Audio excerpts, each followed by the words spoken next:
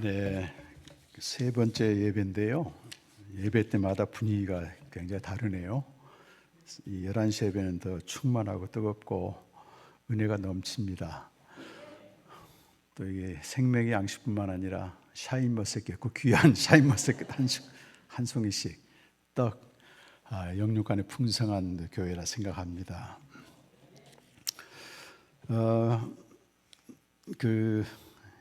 여러분 아까 우리 인사했잖아요. 우리가 교회란 인사를 했잖아요.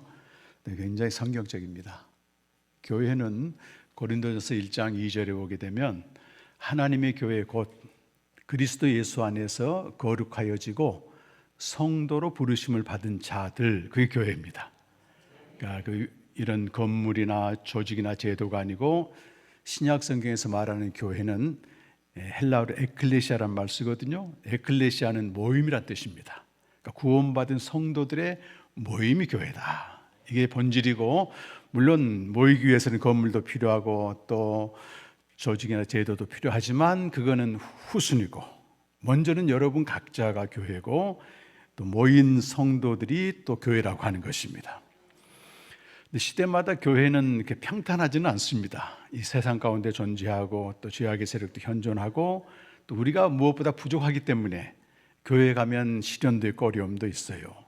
그래서 어떤 장로님이 교회에서 전도 훈련을 받고 전도를 나가더랍니다. 근데 전도 훈련을 열심히 받았는데 전도하기가 굉장히 부담스러운 거예요. 별 고민 없이 문제 없이 사는 저 사람들 괜히 교회에 데려다가 그 교회 안에 일어난 이런 문제나 어려움, 고민거리 보게 되면 어떡하나 그래가지고 전도를 못했답니다, 이 장로님이. 그런데 오랜 시간 후에 하나님 은혜를 주셔서 교회의 본질이 뭔지, 교회의 사명이 뭔지 은혜를 깨닫고 그때는 더 열심히 전도를 하게 됐다고 하는 말을 제가 잘 아는 목사님께로부터 들었습니다, 여러분. 그 골프 선수들이 보게 되면요, 아주 유명한 프로 골프 선수들도 이 슬럼프에 빠지게 되면 제일 먼저 하는 게 기본기로 돌아가서 기본기 훈련을 그렇게 한답니다, 여러분. 이 교회도 마찬가지입니다. 개인이든 공동체든 교회가 어려움에 빠지게 되면 기본기로 돌아가야 됩니다. 그것은 초대교회, 예수님이 정말 의도하신 교회가 뭔지 그 교회의 기원과 사명에 대해서 오늘 여러분과 말씀 나누려고 합니다. 이때 여러분 각자 교회로서 또 공동체 교회로서 또 견고히 세워진 은혜가 있길 간절히 바랍니다. 여러분, 교회의 사명은 딱 한 가지입니다. 부활하신 주님이 명령하신 그 지상 명령을 지키기 위한 것이 교회의 사명입니다, 여러분. 자, 예수님이 죽으시고 부활하셔서 40일 동안 땅에 계셨어요. 그러시면서 제자들에게 하나님 나라의 일을 가르치셨습니다. 오늘 읽진 않았지만 그 3절의 말씀 보니까 40일 동안 그들에게 보이시며 하나님 나라의 일에 대해서 말씀하셨다, 그렇게 되어 있어요. 그리고 이제 승천하실 때가 됐습니다. 그때 제자들 모아놓고 4절의 말씀 보니까 예루살렘을 떠나지 말고 아버지께서 약속하신 것을 기다리라, 이렇게 이제 말씀을 하셨어요. 그러면서 요한은 물로 세례를 베풀었으나 너희는 성령으로 세례를 받으리라, 그렇게 되어 있습니다. 아버지께서 약속하신 게 뭐겠습니까, 여러분? 네? 성령으로 세례 받는 겁니다. 성령으로 세례 받는 거예요. 근데 제자들의 관심은 또 딴 데 있어요. 이스라엘 나라를 회복함이 언제입니까? 이스라엘은 종말이 되게 되면 의인은 보상을 받고 악인은 심판받은 그 날이 온다고 믿고 있었거든요. 그 날이 언제냐고 묻는 거예요. 그러자 예수님이 다시 이렇게 말씀하세요. 오늘 읽었던 7절 말씀입니다. 때와 시기는 너희가 알 바가 아니라 말이에요. 아버지께 속한 것이니, 그 다음에 유명한 말씀이 8절 말씀입니다. 이것이 이제 교회의 사명과 직결되는데 우리 함께 같이 한번 성경으로 읽어봤으면 좋겠습니다. 사도행전 1장 8절 말씀 시작. 오직 성령이 너희에게 임하시면 너희가 권능을 받고 예루살렘과 온 유대와 사마리아와 땅끝까지 이르러 내 증인이 되리라 하시니라. 아버지께서 약속하신 성령, 이 성령을 받게 되면 권능을 받는다고 되어 있습니다. 그런데 여러분, 누가복음과 사도행전은 누가라고 하는 사람 한 사람이 지었어요. 동일한 저자. 그래서 1장 1절 보게 되면 데오빌로에 내가 먼저 쓴 글에는 예수께서 이 땅에 행하신 일을 다 기록했다, 이렇게 말씀해요. 먼저 쓴 글이 뭐겠습니까, 여러분? 누가복음을 말하는 겁니다. 그래서 사도행전 1장에 있는 이 말씀을 바르게 이해하려면 누가복음 24장에서 부활하신 예수님이 제자들에게 무슨 말씀하셨는지 아주 구체적으로 나와요. 여기는 굉장히 집약돼서 나오기 때문에 정확하지가 않습니다. 그래서 여기 권능을 받고 이 말씀은 누가복음 24장 49절에 나오는 말씀이에요. 함께 한번 읽어보겠습니다. 볼지어다 내가 아버지께서 약속하신 것을 너희에게 보내리니 너희는 위로부터 능력이 힘입을 때까지 이 성에 머물라 하시니라. 이 권능은 어떤 마술적인 능력이 아니고 위로부터 내려오는 하나님의 권능을 말합니다. 여러분, 이 권능을 먼저 받아야만이 그 다음 일이 진행돼요. 그 다음 일이 뭐죠? 우리 잘 아시는 예루살렘과 온 유대와 사마리아, 마지막이 어디예요? 땅끝까지 이르러 뭘 하는 거예요? 내 증인이 되라. 예수님 자신의 증인이 되라는 것입니다. 그럼 누가복음 24장에서는 이 말을 어떻게 표현하는가? 다시 보시죠. 24장 47절 말씀입니다. 같이 시작. 또 그의 이름으로 죄사함을 받게 하는 회개가 예루살렘에서 시작하여 모든 족속에게 전파될 것이 기록되었습니다. 사도행전은 예루살렘과 온 유대와 사마리아 땅끝까지로 표현되어 있는데 누가복음 말씀에서는 예루살렘에서 시작하여 어디까지라고 말씀하고 있어요? 모든 족속이라고 말합니다. 이게 교회의 사명이라는 거예요. 모든 족속에게 예루살렘부터 시작하여 예수의 증인이 되는 것입니다. 그런데 많은 사람이, 저도 그랬습니다만, 오해하는 게 하나 있습니다. 예수의 증인이 된단 말이 무슨 말인가? 그래서 어떤 사람은 열심히 기도해서 성령의 권능을 받고 나가서 예수를 전하고 한단 말이에요. 그런데 예수를 전하는 것 자체보다 중요한 게 예수에 대한 무엇을 전하냐, 그게 더 중요합니다, 여러분. 그것도 누가복음 24장에서 자세히 말씀하고 있어요. 24장 44절에서 46절 말씀입니다. 좀 길지만 함께 한번 읽어보겠습니다. 매우 중요합니다. 또 이르시되 내가 너희와 함께 있을 때 너희에게 말한 바 곧 모세의 율법과 선지자의 글과 시편에 내게 기록된 모든 것이 이루어져야 하리라 한 말이 이것이라 하시고, 이에 그들의 마음을 열어 성경을 깨닫게 하시고, 또 이르시되 그리스도가 고난을 받고 제3일에 죽은 자 가운데서 살아날 것과, 그 다음에 어떻게 되었어요? 네, 한 절 더 읽겠습니다. 다 읽었습니까? 너희는 이 모든 일의 증인이 되리라, 이렇게 되어 있어요. 그러니까 아까 내 증인이 되리라, 그 말은 이 모든 일의 증인이 되라는 거예요. 그 모든 일이 뭐겠습니까, 여러분? 모세의 율법과 선지자의 글과 시편은 세 개로 구성되어 있는데 구약 성경을 그렇게 말합니다. 우리는 그냥 구약 성경 이렇게 말하지만 유대인들은, 예수님도 그렇게 똑같이 말하는데 이걸 쪼개서 얘기를 합니다. 모세 율법과 선지자의 글과 시편, 이걸 토라, 모세 율법은 토라라고 말하고 선지자의 글은 네비임이라고 말하고 시편은 크투빔이라고 말합니다. 그래서 유대인들은 구약 성경을 타나크라고 불러요. T, N, K, 요 앞자 모세 율법과 선지자의 글과 시편을 약자로 해서 TNK로 부른다고요. 그럼 예수님이 이렇게 말씀하신다고, 구약 성경 전체는 누구에 대한 기록이라고요? 당신 자신을 가리켜 기록한 것인데 그것이 이미 이루어졌다는 겁니다. 그러면서 제자들에게 이렇게 말씀하세요. 저들의 지각에는, 우리는 마음을 열었다고 되어 있는데 지각, 깨달음의 영을 열어서 성경을 깨닫게 했다고 하는 것입니다. 무슨 성경을 깨닫게 해요, 여러분? 성경에서 그리스도를 가리켜 기록한 것이 있는데 그 그리스도는 고난당하시고 죽은 자 가운데서 3일 만에 살아나는 그분이라고 하는 것입니다, 여러분. 그러니까 우리가 무슨 일의 증인이 되어야 됩니까, 여러분?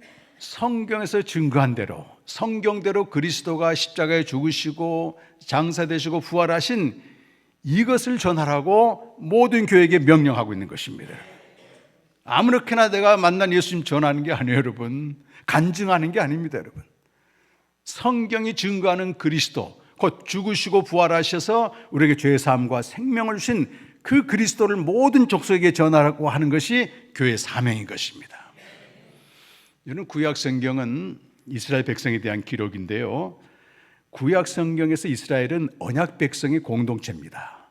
근데 그들이 하나님이 본래 불렀던 사명을 저버렸을 때는 하나님 반드시 징계하시고 심판하십니다. 징계와 심판의 목적은 사명을 다시 회복하라는 겁니다, 여러분. 이 원리는 신약 시대도 마찬가지입니다. 교회가 하나님 주신 사명을 잊어버렸거나 소홀히 할 때는 반드시 개입하셔서 고난이란 도구를 통해서 때로 흩어지기도 하고, 그게 예루살렘 교회였어요. 다시 사명의 본질을 회복하게 만든다, 그 말입니다. 우리에게도 동일합니다. 여러분 자신이 교회이고 공동체가 교회이기 때문에 나는 어떤 예수를 알고 어떤 예수를 전하고 있느냐가 매우 중요하다는 것입니다.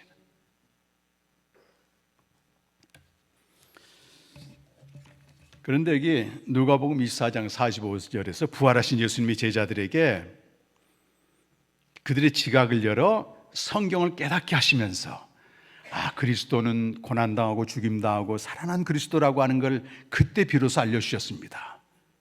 그대로 이제 제자들은 이 복음을 땅끝까지 전하게 되는 거죠. 그런데 그 전에 제자들은 어떻게 됐을까요? 예수님을 열심히 따르고 믿었지만은 그리스도에 대해서 오해하고 있었어요. 자, 마가복음 8장 27절에서 33절까지 좀 길지만 중요한 구절이기 때문에 함께 읽겠습니다. 자, 시작. 예수께서 제자들이 빌립보 가이사라 여러 마을로 나가실새 길에서 제자들에게 이르시되 사람들이 날 누구라고 하느냐? 제자들이 여짜와 이르되 세례 요한이라 하고 더러는 엘리야 더러는 선지자 중에 하나라. 또 물으시되 너희는 나를 누구라 하느냐? 베드로가 대답하여 이르되 주는 그리스도시니이다 하매 이에 자기의 일을 아무에게도 말하지 말라 경고하시고 인자가 많은 고난을 받고 장로들과 대제사장들과 서기관들에게 버림받아 죽임을 당하시고 사흘 만에 살아나야 할 것을 비로소 그들에게 가르치시되 드러내놓고 이 말씀을 하시니 베드로가 예수를 붙들고 항변하매 예수께서 돌이키사 제자들을 보시며 베드로를 꾸짖어 이르시되 사탄아 내 뒤로 물러가라. 내가 하나님의 일을 생각하지 아니하고 도리어 사람의 일을 생각하는도다 하시고. 아멘. 그 다음 구절 보면 아무든지 나를 따라오려거든 자기를 부인하고 자기를 십자가를 지고 나를 따라 말씀이 이어지고 있습니다. 예수님은 하나님의 아들로서 2000년 전에 이 땅에 오셨습니다. 여러분. 나사렛 주변, 갈릴리 주변을 통해서 활동하시면서 많은 기적과 또 능력을 보여주셨어요. 그리고 하늘에 속한 말씀을 전했습니다. 대단한 분이 나타난 겁니다, 여러분. 그래서 예수님이 직접 12제자를 선택하시고 그들과 3년 동안 먹고 마시고 하시면서 생활하셨어요. 이 제자들은 말이죠, 예수님의 최측근들입니다. 그리고 기적도 직접 보았고 말씀도 다 들었어요. 또 제자들 외에도 밖에 있는 사람도 있겠죠. 예수의 소문을 듣고 온 사람들. 근데 3년이 다 됐어요. 근데 예수님이 예루살렘에 올라가신단 말이에요. 근데 아까도 말씀드렸듯이 예수님은 구약 성경에서 증거한 그리스도의 길 가는 겁니다. 고난당하시고 죽은 자 가운데 3일 만에 살아나는 그 길을 가시려고 지금 예루살렘 가고 있는 거예요. 그때 제자들에게 묻습니다. 사람들이 나에 대해서 뭐라고 말하지? 그러니까 제자들이 대답을 해요. 세례 요한이라고 합니다. 엘리야라고 합니다. 또 어떤 사람은 선지자 중에 하나라고 합니다. 그렇게 이제 대답을 하니까 예수님이 3년 동안 나랑 같이 지낸 내 기적과 내 모든 능력과 말씀을 들은 너희는 나를 누구라고 하느냐? 여러분, 이 질문은 제자들뿐만 아니고 여러분에게도 굉장히 중요한 질문입니다. 세상 사람들이 말하는 예수가 아니고 내가 지금 예수를 열심히 따르고 있지 않습니까? 이 제자들을 우습게 보면 안 됩니다, 여러분. 자기 재산과 가정과 모든 소유를 다 버리고 올인해서 예수님께 그들에게 묻는 겁니다, 여러분. 여러분도 그러잖아요, 지금. 그때 베드로가 나서서 주는 그리스도이십니다, 이렇게 고백을 했어요, 여러분. 원문에는 당신은 그리스도이십니다. 그리고 마태복음 16장 16절 이하의 비슷한 병행구에서는 당신은 하나님의 아들 그리스도십니다. 이렇게 고백을 했어요. 근데 다른 사람들이 세례 요한이다, 엘리야다, 뭐 선지자 중 하나라 그러는데 베드로가 그리스도라고 고백했더니 예수님이 칭찬을 하십니다. 마태복음에서는. 이것은 네가 스스로 알게 된 게 아니고 하늘에 계신 아버지께서 알려주셨기 때문에 이 고백을 한 거야. 그리고 이 고백 위에 세워진 교회는 반석 위에 세워진 교회인데 아무도 무너뜨릴 수 없다, 그렇게 말씀하세요. 여러분, 예수가 하나님의 아들이고 그리스도임이 복음입니다, 여러분. 그게 복음이라고 말해요. 그냥 우리는 예수를 믿는 게 아니고 예수가 하나님의 아들이고 그리스도라고 하는 복음을 믿음으로 구원을 받는 것입니다. 그래서 우선 예수인이라고 말하지 않고 그리스도인이라고 말해요. 예수가 그리스도이심을 믿는다. 그래서 예수교라고 안 그러고 기독교라고 하는 겁니다. 그리스도교.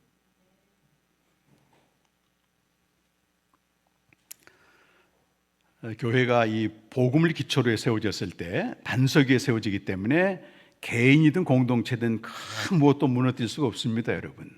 음부의 권세가 이기지 못하리라 예수님 말씀하셨어요. 그런데 중요한 것은 베드로가 이렇게 고백을 했단 말입니다. 그랬을 때 예수님이 비로소 이렇게 말씀하세요. 성경이 증거한 그리스도를 계시하는 겁니다. 인자가 고난을 받고 대제사장과 장로들과 서기관들의 고난을 당하고 죽은 자 가운데서 3일 만에 살아날 것이다, 이렇게 예수님이 말씀을 하셨어요. 이건 성경대로 그리스도의 길을 가시겠다고 하는 계시를 선언한 것입니다. 그런데 조금 전에 예수가 그리스도라고 고백했던 베드로가 어떻게 나와요? 아멘 해야 되는데 충격적인 사건이 벌어져요. 그 예수님을 붙들고 항변했다고 우리 성경에 표현되어 있는데 이건 아주 유교적인 표현입니다. 원문에 보게 되면 예수님을 벽에 몰아붙이고 꾸짖었다, 이렇게 나오는 거예요. 제자가 예수님을 꾸짖었어요.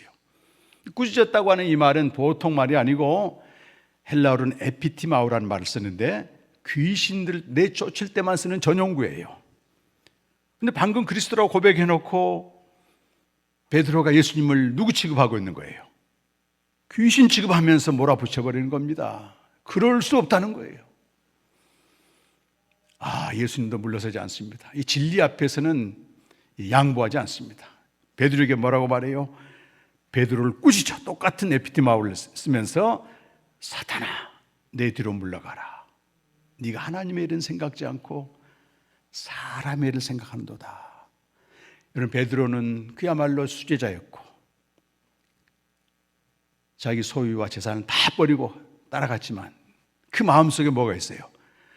그리스도라고 고백을 했는데 사람을 위한 그리스도로 고백하고 열심히 따라간 겁니다, 여러분.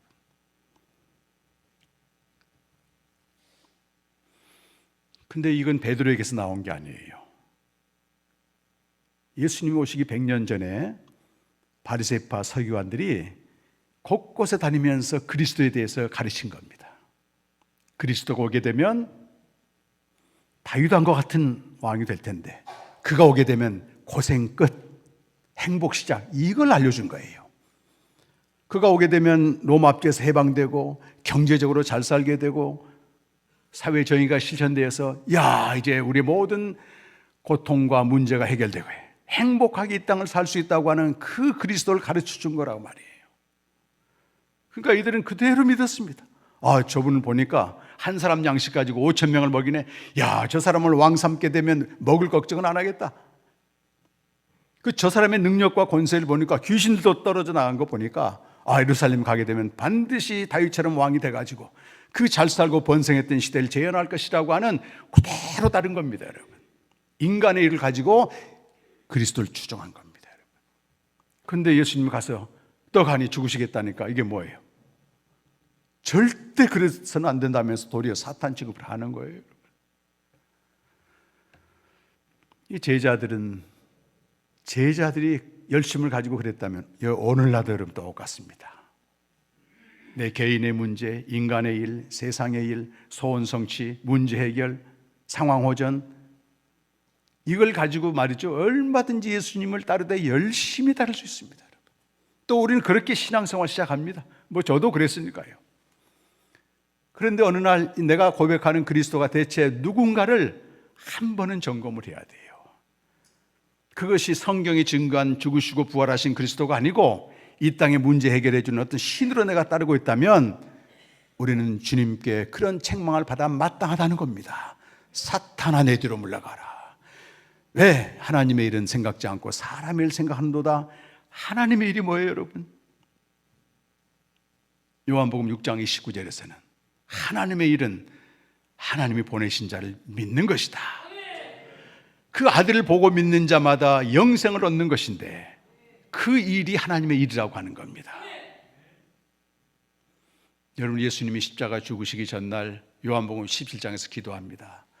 아버지께서 내게 주신 모든 자에게 영생을 얻게 하려고 만민을 다스리는 권세를 주셨습니다. 영생은 유일하신 참 하나님과 그가 보내신 자 예수 그리스도를 아는 것입니다.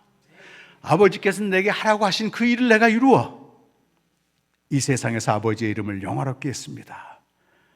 아버지께서 하라고 하신 일을 이루기 위해서 그분이 십자가에 죽으셨다는 겁니다. 그래서 그가 십자가에 죽으실 때는 다 이루었다고 죽으신 거예요. 그 아버지께서 하라고 하신 일은 아담 안에서 태어난 우리 옛사람이 죽고 그의 죽음 안에 그함으로 우리가 새 생명을 얻는 것, 하늘로부터 태어난 하나님의 자녀로 사는 것입니다, 여러분. 그 영생이 하나님과의 교제입니다, 여러분. 매일 주님과 교제를 통해서 그 아버지 집에 거함으로써 하늘에 속한 그 인자와 신실이 내게 충만히 덧입혀져서 인간의 세계에서 겪는 인간의 일, 어떤 일이 벌어져도 거기에 삼킴당하지 않고 그걸 초월하면서 넉넉히 견디는, 그러면서 저 그리스도의 성품을 닮아가는 그 그리스도로 빚어진다고 하는 것입니다. 여러분, 인간의 일을 가지고 예수님 따르게 되면 그 마지막은 반드시 비참하게 됩니다. 자기의 소원이 너무 절박하고 문제가 절박할수록 더 열심히 믿을 수 있어요.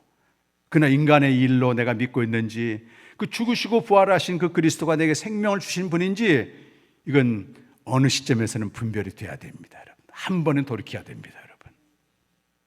그래서 예수님이, 부활하신 예수님이 제자들에게 지각을 열어 성경을 깨달아 줬다고 하는 건 매우 중요한 겁니다. 그 전까지는 일도 모르고 따른 거예요, 여러분. 지난 9월 14일 날 SBS에 그것이 알고 싶다에 그 기독교 고발 프로라고 할 수 있죠. 대도를 믿던 어느 모태신앙 권사님이 남편이 말이죠, 그 뇌출로 쓰러져 사지가 마비가 됐습니다. 너무 절박하다 보니까 이 남양주에 있는 어떤 기도원을 찾아간 거예요. 근데 그때 강사로 왔던 사람이 능력이 있다는 겁니다. 당신이 사모의 길 안 가서 그러니 거기에 대한 헌금을 바치고 내가 남편 낫게 해준다고 하는, 이 소리에 미혹을 당해가지고 있는 재산 없는 재산 다 바치고 말이죠. 결국은 그가 아파트에서 떨어서 자살했어요, 권사님이. 그 내용을 쭉 다루고 있는데요, 그 인간의 일이 너무 절박하니까 그 순수한 사람이 거기 찾아가서 그랬는데, 제가 그 프로를 보면서 막 외치는 소리가 들려요. 저렇게 열심히 인간의 일을 찾다가 마지막은 저렇게 되는구나. 그분이 그 메시지를 하고 죽음으로 증거하고 간 것 같아요, 여러분. 기독교를 반대하고 기독교를 멸시하고 기독교를 비판한 사람이 마르크스하고 프로이드가 있습니다. 프로이드는 인간의 심리를 연구한 사람이에요. 우리 사람 안에는 성장 과정에서 해결되지 못한 소원들이 많다는 거예요. 근데 그걸 전능한 아버지가 해결해 주지 못했기 때문에 하늘에 계신 아버지를 전능한 아버지로 대신 믿으면서 그 소원이 성취된다는 착각 속에서, 망상 속에서 기독교를 믿고 있는데 이건 미신이라고 얘기했습니다, 여러분. 우리가 크고 작은 인간의 일들이 있습니다. 여러분이 해결되지 못한 문제들이 많이 있습니다, 여러분. 그래서 우리는 절박하기 때문에 예수님을 찾고 하나님을 찾고 때로 새벽마다 그 통곡하면서 부르짖고 하는데요, 제자들도 여러분 그랬단 말이에요. 근데 그렇게 끝까지 가버리게 되면 막장이 됩니다. 기독교는 미신이 돼버리는 거예요. 내가 필요한 걸 위해서 기도하다가 안 되면 등 돌아서게 되고 신앙이 냉랭해지게 되고, 예수님은 그러기 위해서 죽으시고 부활하신 분이 결코 아니라고 하는 것입니다. 요한복음 20장 31절에 보면 예수님이 이 땅에서 활동을 하셨단 말입니다. 표적도 행하시고 말씀도 가르쳤는데 그 궁극적인 목적에 대해서 말씀하고 있습니다. 한번 읽어보실까요? 시작. 오직 이것을 기록하면 너희로 예수께서 하나님의 아들 그리스도이심을 믿게 하려 하며 또 너희로 믿고 그 이름 입어 생명을 얻게 하려 함이라. 여러분, 2000년 전에 나사렛에 사셨던 활동하셨던 예수라는 분이 계셨단 말이에요. 그분이 누군가 했더니 창세 전부터 존재하신 하나님의 아들이라고 하는 겁니다. 그리고 그분이 이 땅에 오셔서 마지막으로 하신 일이 그리스도, 십자가에 죽으시고 부활하신 분이라고 하는 거예요. 그래서 그 예수가 하나님의 아들이고 그리스도를 신약 성경에서는 복음이라고 말하는 겁니다. 그래서 복음이 무엇입니까 하면 그 예수님이 하나님의 아들이고 그리스도이십니다, 이렇게 분명히 나의 고백을 할 수 있어야 되는 거예요. 마가복음 1장 1절에 나옵니다. 같이 한번 읽어보겠습니다. 하나님의 아들 예수 그리스도의 복음의 시작이라. 그러니까 복음이 뭐냐는 거예요. 그 예수님이 계신데 그분이 하나님의 아들이고 그리스도라고 하는 거예요. 그 로마서 1장 2절에서 4절 말씀도 같은 맥락입니다. 같이 한번 읽어보겠습니다. 이 복음은 하나님의 선지자들 통하여 그의 아들에 관하여 성경에 미리 약속하신 것이라. 그의 아들에 관하여 말하면 육신으로는 다윗을 통해서 나셨고 성결의 영으로는 죽은 자들 가운데서 부활하사 능력으로 하나님의 아들로 선포되셨으니 곧 우리 주 예수 그리스도시니라. 여기 하나님의 아들, 하나님의 아들, 하나님의 아들이 계속 반복돼서 나옵니다. 구약에서는 선지자들이 하나님의 아들이 오실 것을 미리 다 증거했다는 거예요. 그가 오시게 되면 고난당하시고 죽으시고 부활하신 그 그리스도의 심을 다 증거해 놨습니다. 그런데 제자들과 당시 유대인들은 이 성경이 증거하는 그리스도를 믿은 게 아니고 그 시대에 필요한, 자기 욕망에 필요한, 자기 소원에 부응하는 그 그리스도를, 진짜 그리스도를 믿었다고 하는 것입니다. 여러분,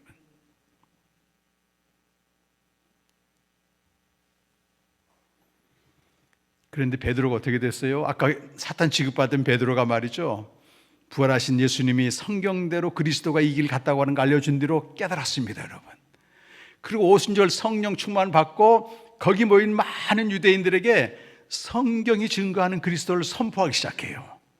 요엘 선지자가 이렇게 선포했는데 이루어졌습니다. 다윗이 이렇게 선포했는데 이루어졌습니다. 사무엘 시대 이후의 모든 선지자들이 그리스도가 죽으시고 부활하신다고 얘기했는데 이루어졌습니다. 성경대로 죽으시고 부활하신 그리스도를 쫙 선포를 합니다. 그러면서 모인 그들에게 도전을 해요. 그게 2장 36절 말씀이에요. 시작. 그런즉 이스라엘은 확실히 알지니 너희가 십자가에 못 박은 이 예수를 하나님이 주와 그리스도가 되게 하셨느니라. 이 말씀을 듣고 그들이 깜짝 놀래가지고 이렇게 고백. 그 다음 절 보십시오. 그들이 이 말을 듣고 마음에 찔려 베드로와 다른 사도들에게 물어 이르되 형제들아 우리가 어찌할꼬 하거늘. 그 베드로가 회개를 요청합니다. 시작. 38절입니다. 베드로가 이르되 너희가 회개하여 각각 예수 그리스도의 이름으로 세례를 받고 죄 사함을 받으라. 그리하면 성령의 선물을 받으리니. 아멘. 여기 이스라엘 백성들은 성경이 증거하는 그리스도가 아닌 자기들이 원하는 그리스도를 믿다가 예수님이 십자가에서 좌절되니까 못 박으라 못 박으라 외친 겁니다, 여러분. 근데 거기에 없던 모든 이스라엘 사람들이 다 그 말씀을 듣고 회개하고 있는 것입니다.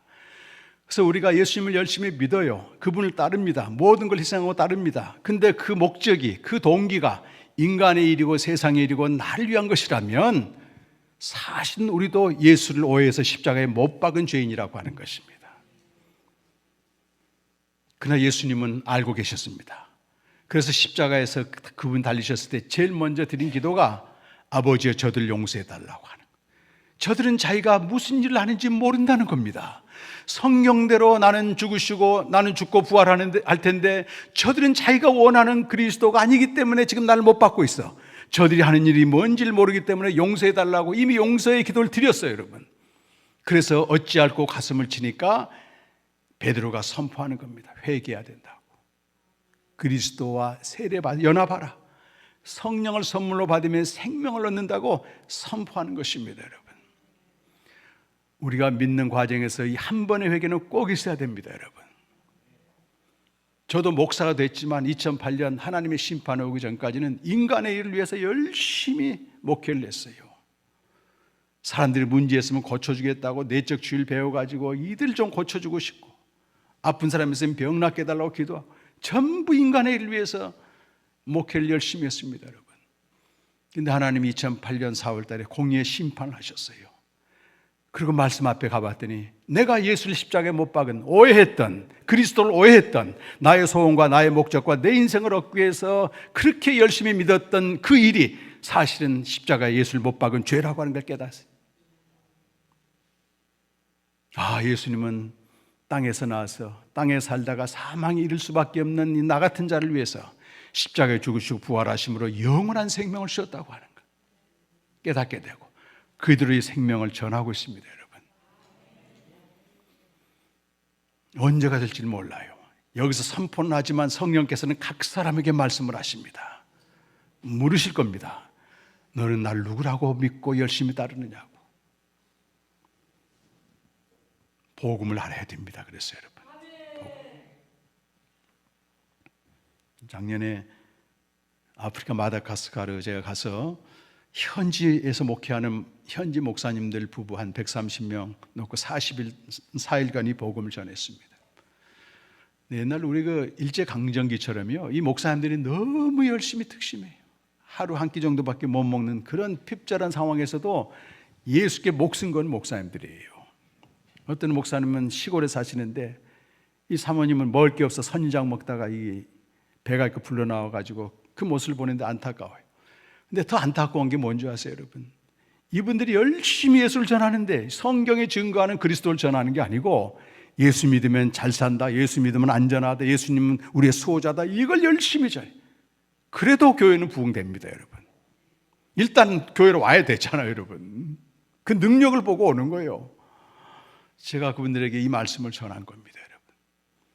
가난하고 비참하고 먹을 게 없어 이런 비참함보다 더 비참한 거는 목사가 되어가지고 성경이 증거하는 그리스도를 알지 못하고 인간의 일을 위해서 그리스도를 전하는 게 진짜 비참한 겁니다. 아, 그분들이 말씀을 듣기 시작했어요, 여러분. 처음 접한 말씀이니까 어리둥절해. 저게 무슨 말씀인가? 내년 8월 달에 또 한 번 해달라고 해서 지금 준비하고 있습니다, 여러분. 이건 목회자뿐만 아니고 성도 각자가 교회이기 때문에, 여러분. 그래도 모임이 교회이기 때문에 예수님 말씀 기억하시기 바랍니다. 예수가 하나님의 아들이고 그리스도라고 하는 이 반석 위에 세워진 교회는 개인이든 공동체든 음부의 권세가 무너뜨리지 못합니다, 여러분. 이 사명이 회복될 때까지 하나님은 우리보다 더 열심히 일하고 있는 거예요. 교회는 구경꾼은 없습니다. 왜요? 모임이기 때문에, 몸이기 때문에, 그리스도의 몸이기 때문에. 이런 몸을 보게 되면 유기체로 구성되어 있죠. 보여지는 지체도 있고 보이지 않는 이런 내장기관도 있는데 이 많은 내장이 망가져서 몸이 무너지는 게 아니에요. 딱 하나가 잘못되면, 전립선이면 전립선, 간이면 간이 하나 망가지게 되면 몸 전체가 무너지게 되어 있습니다, 여러분. 그래서 교회는 성도 각자가 복음 위의 반석에 바로 세워가지고 생명을 얻고 주님과 교제한 대로 나갈 때만이 온전하게 된다고 하는 것입니다, 여러분. 구경꾼은 없습니다. 여러분. 교회가 시련을 겪고 있을 때 여러분이 누구보다도 교회를 사랑하시고 간절히 기도하는 줄로 믿습니다. 내용 없는 기도, 무의미한 기도는 그냥 고통만 지속할 뿐입니다, 여러분. 기장로교회가 하나님의 정말 사랑받는 교회임을 압니다. 제가 여러 교회 다니면서 순회 설교를 하고 하는데요, 정말 어제부터 그런 감동을 많이 주시더라고요. 여러분들 얼마나 수고하는지, 선한 싸움을 싸우고 있는지, 달려갈 길 달려가 주님이 더 잘하십니다, 여러분. 이미 잘하고 계신 분들에게 이런 말씀 드리는 겁니다. 이 시간 한번 기도하시면서요, 회개의 본질은 내가 오해했던 그리스도를 성경이 증거한 그리스도로 바르게 아는 데서부터 시작이 됩니다. 그때부터 이 복음을 전했더니 3,000명이 모였다고 되어 있잖아요. 교회 성장이나 부흥보다 먼저 전제되는 게 그리스도를 바르게 아는 거예요, 여러분. 그때 하나님이 축복하셔서 교회가 성장되고 부흥되는 것이지, 인간의 일로도 얼마든지 인간적인 방법으로 교회 세울 수 있습니다. 여러분이 분별하시기 바랍니다. 뭐 유튜브를 보셔도 되고 뭐 다른 분 설교 들어도 돼요. 저게 인간의 일인지 하나님의 일, 복음인지 그 정도는 분별할 수 있어야 됩니다. 그때 하나님이 여러분 개인과 공동체 안에 새 일을 시작하실 줄로 믿습니다. 여러분, 한번 기도하겠습니다. 다 같이. 여러분, 성령께서는 각 사람에게, 여러분 다 알고 계십니다. 나는 정말 복음을 알고 복음을 통해 주시는 생명을 알고 있는가? 아니면 여전히 내 소원과 내 문제에 매여 있어서 그것 때문에 예수를 그리스도로 고백하고 있는가? 형제들을 어찌할꼬 가슴을 찢으면서 통회할 때 회개의 영이 역사합니다. 이 시간 다 같이 한번 그렇게 기도하겠습니다. 하나님 아버지, 감사합니다. 오늘 살아오는 성도들에게 복음을 전했습니다. 내가 믿고 열심히 따르는 그리스도가 누구인지 주님 아버지 다시 한번 깊이 생각하는 시간 되게 하여 주옵소서. 성령님이여 각 사람에게 깨닫게 하시사 성경이 증거하는 그리스도를 깨닫고 교회를 온전히 반석에 세워갈 수 있는 놀라운 은혜를 베풀어 주시옵소서.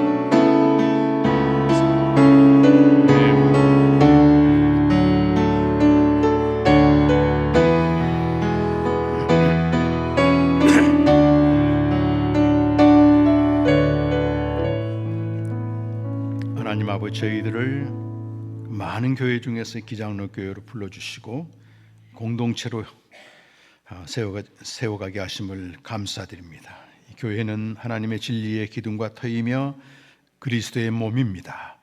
우리는 몸의 한 지체로서 교회를 세워가는 저희들입니다. 우리 교회가 또 개인 교회가 하나님의 아들 그리스도 예수의 반석 위에 세워지게 하여 주시옵소서. 내가 입술로는 수도 없이 예수를 그리스도로 고백했지만 내 소원과 내 목적과 내 주장과 내 욕망을 위한 그리스도였다면 어찌할까 하며 돌이키게 하여 주시고, 십자가에 죽으시고 부활하시고 생명 주시는 성경이 증거하는 그리스도로 새 출발하며 그 반석 위에 결코 무너지지 않는 교회를 세우는 저희들 되게 하여 주시옵소서. 예수님의 이름으로 간절히 기도드립니다. 아멘.